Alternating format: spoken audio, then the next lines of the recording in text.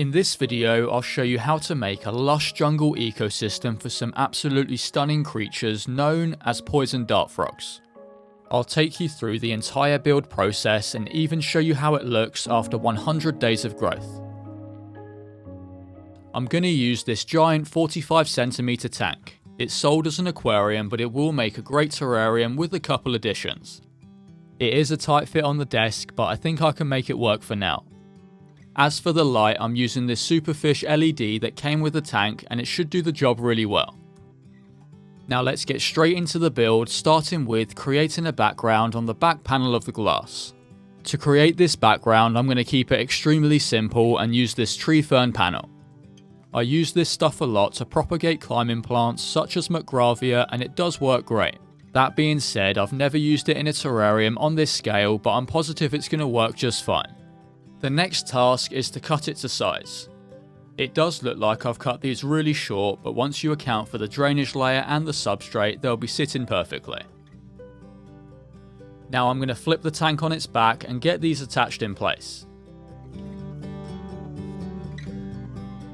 To attach the tree fern panel to the background, I'm using some aquarium grade silicone.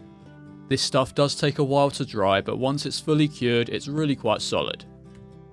It might look like I'm using quite a lot, but the last thing you want is to have small gaps lift up where the frogs can get inside and potentially get trapped. I am tempted to do the left and right side as well, but I think for this build I'm just going to leave it with the background. The next step is to create the drainage layer, but before doing so I'm going to install something that's going to come in handy in the future. This is simply a small plastic tube with a cork on the top and some cutouts at the bottom. This will go right in the corner of the tank, and it's going to let me siphon out water from the drainage layer if it ever fills up. I always like to install one of these in larger builds like this one. All I've got to do is pull off the cork, insert some tubing and then siphon out the water. The alternative to this is to drill a hole in the tank and install a valve, but I think this is a much easier solution. With that done, let's move on to the drainage. For this terrarium, I think the ideal drainage material is going to be some leca. To me, it's an obvious choice, mainly due to its extreme lightweight. For the same volume, it's roughly 4 times lighter than pea gravel, which really adds up in a big build like this one. Once I finish this terrarium, I need to be able to move it onto its stand, so having it lightweight really is essential for me. With a decent amount inside, I'm using my hand to flatten and compress the leca in place. It's important that this layer is nice and even with no high or low points. The drainage depth in this build is roughly 2 inches, which should be more than enough. On top of the drainage layer, I'm going to place in some window screen mesh. This will act as a substrate barrier and stop the majority of the substrate from getting down to the drainage layer. There are other alternatives you can use, such as weed blocker fabric, but I've always preferred the window screen mesh as the small holes allow water to freely pass through whilst holding back the substrate really well. Now it's time for the terrarium substrate. Here's the mix that I'm going to use, and I'm confident that it's going to work really well inside this build. If you want to learn more about this substrate mix, I've got a dedicated video on my tutorial channel showing you exactly how to make it.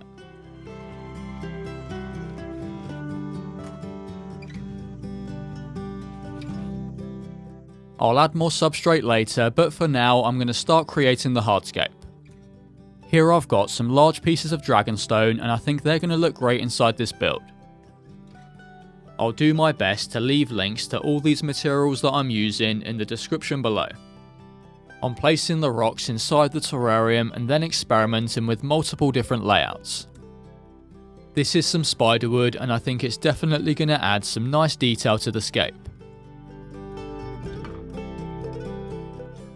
Here's what I've came up with. Although I can probably make it work, I'm not really too happy with it, so I'm going to take everything out and try something different. I'm going to try replacing the dragonstone with these large pieces of lava rock. When creating the hardscape, it is all about trial and error, so there's nothing wrong with trying and failing lots of attempts until you find what you're happy with. At the end of the day, once you've finished your terrarium, you can't go back and change the hardscape, so it's important to find something that you like and that you're happy with for the long term. It's been a little while, but I have made some progress.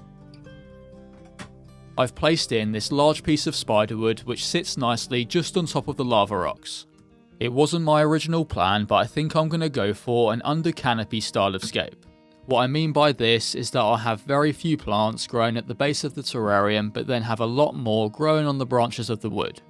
This will create some dark gloomy areas on the underside of the scape, which will not only look natural, but the frogs will also appreciate. The spiderwood on the right is nice and sturdy, but the one on the left is really wobbly, so it's going to need to be locked down. The quickest and easiest way of doing this is with the superglue and tissue method. I'm wedging some tissue in the contact points between the wood and rock and then soaking it with some liquid type superglue. It dries in no time, forming a strong bond between the two pieces, and best of all, it is animal safe. Next, I'm going to build up a bit more substrate in the back of the terrarium. In a terrarium like this one, adding leaf litter to the floor of the scape really is essential. It's not only going to provide visual barriers for the frogs inside, but it'll also serve as a home for the microfauna. Over time, tiny bugs such as the springtails will break these leaves down and turn them into more nutrients for the plants. Not only do they play a key role in the health of the ecosystem, but I think that they make the scape look a lot more natural.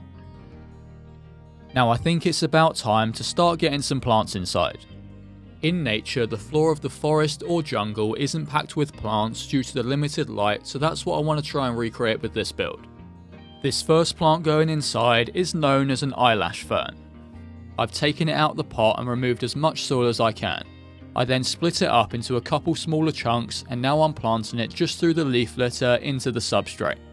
I really like the fine detailed leaves of this plant, and I think it fits the scale of the terrarium really well. The next plant to go in is this oak leaf creeping fig that I propagated myself. I'm planting this first patch right at the front of the scape in and amongst the leaves. I'm hoping it's going to slowly creep and spread throughout the foreground. I'm planting a smaller patch on the right side up against this lava rock.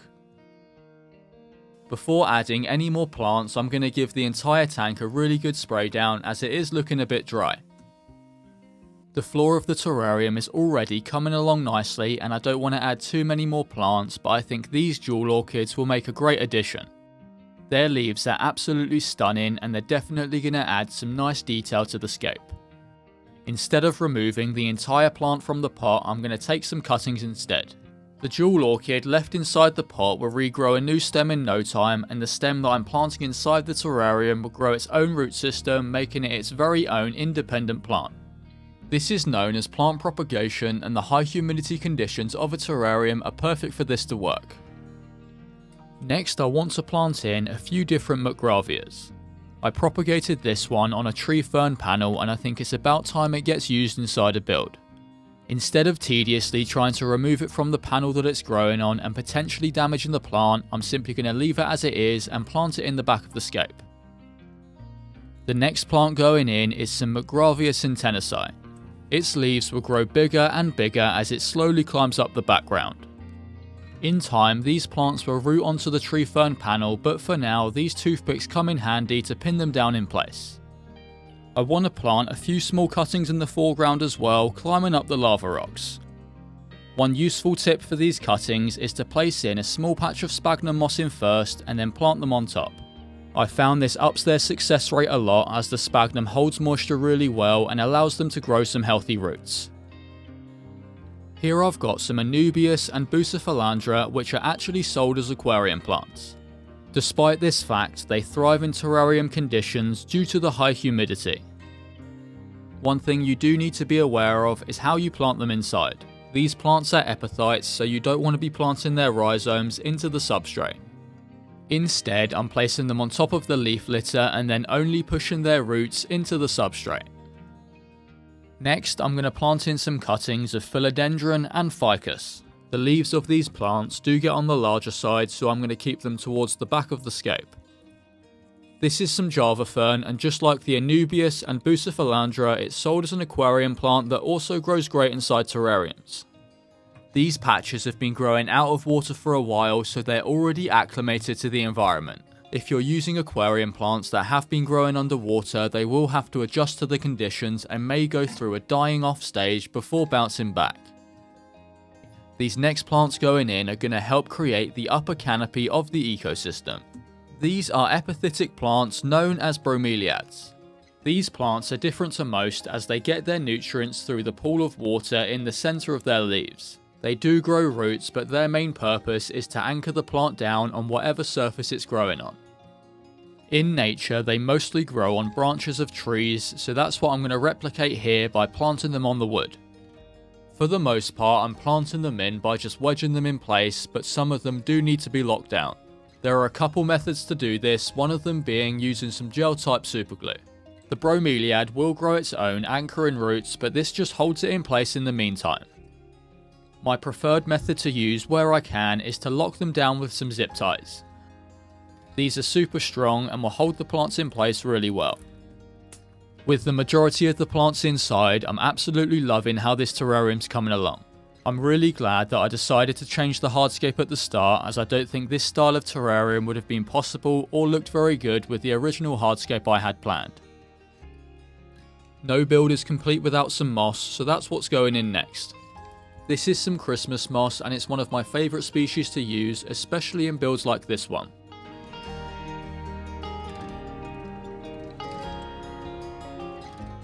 I don't want to overdo the moss, and I think just a few patches throughout the scape will work great. With the planting complete, I'm giving the tank a really good spray down before introducing the first inhabitants. Without even realising, I've already found some tiny creatures roaming the tank. This is a tiny garlic snail that must have hitchhiked on one of the plants. I've unintentionally had these in terrariums before, and although some people see them as pests, I like to just let them be. This is about as big as they get, and they don't eat healthy plants, which is what most people worry about. Now it's time to add the creatures that are going to keep this ecosystem healthy and thriving. These tiny bugs are known as springtails, and they really are essential inside a terrarium like this one. They'll feed on things like mould and decaying matter throughout the terrarium and turn these unwanted materials into nutrients that the plants can use to grow. They'll also serve as a constant source of food for the dart frogs. You'll no doubt find the frogs hunting amongst the leaves for these tiny bite-sized snacks. Although this terrarium might look complete, it's still got one big issue that needs to be addressed, and that's the lid. Not only do the plants need high humidity to thrive, but the inhabitants I'll add later would easily be able to escape without one. I used some scrap glass from old aquariums to create this lid. I used some silicone to attach the pieces together and even installed a mesh vent for good airflow. One important feature is that I added a small bead of silicone on all corners of the lid that come in contact with the top of the tank. This prevents the lid from sliding, which is usually a problem with glass lids like this one.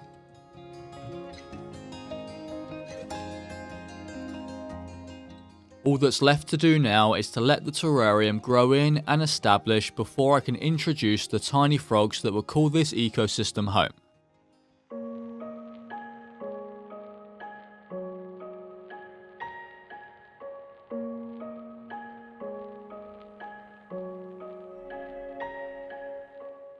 It's been just under 3 months since I set this terrarium up, and it couldn't be doing better.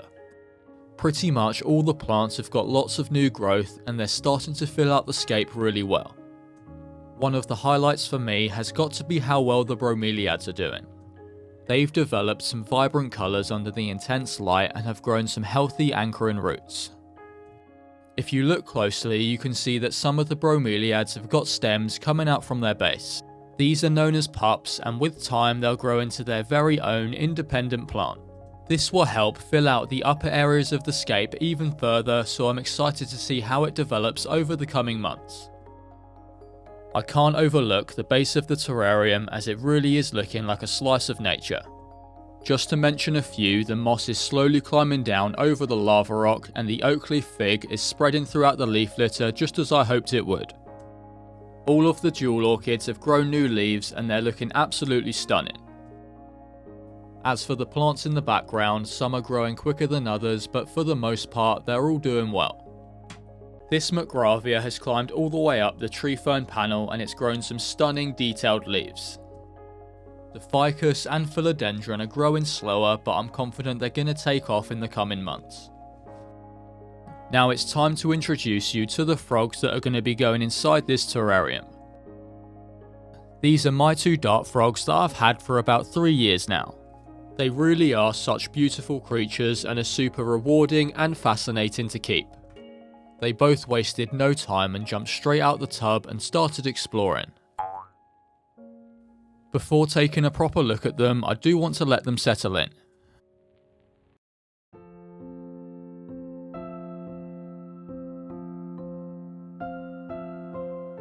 Some time has passed since I introduced the frogs and I'm glad to say that they're getting on really well.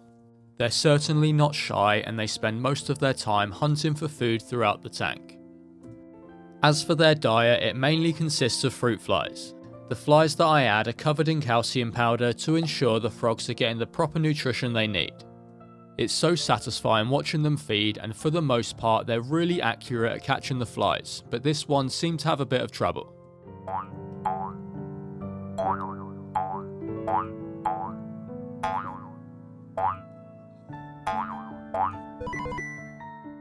It took a good few tries, but it got there in the end. A lot of people are put off by keeping dart frogs because they think they're highly poisonous. Although this is true in the wild, frogs kept in captivity like these ones are not poisonous whatsoever. This is because the frogs gain their toxicity from specific bugs that they eat in the wild and they simply don't have access to them in captivity.